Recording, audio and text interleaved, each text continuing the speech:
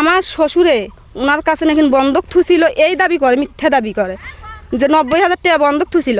তারপরে কয় কি যে 3,90,000 টাকা বন্ধক থুছিল।